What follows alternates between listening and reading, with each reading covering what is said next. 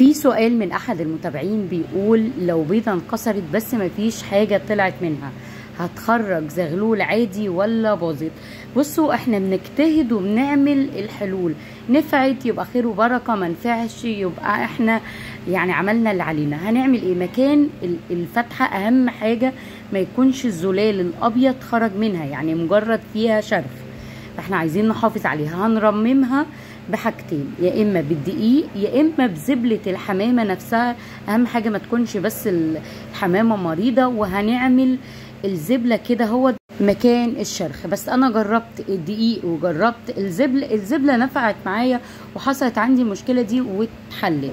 بس احنا عشان ما نخليش الحمامة ترقد على الفاضي هنرممها، وبعد 3 ايام او 5 ايام هنكشف عليها، هنشوف لو ما زالت العروق الدموية موجودة يبقى كده البيضة مخصبة والعملية نجحت، لكن لو العكس حصل يبقى هنشيل البيضة ونرميها.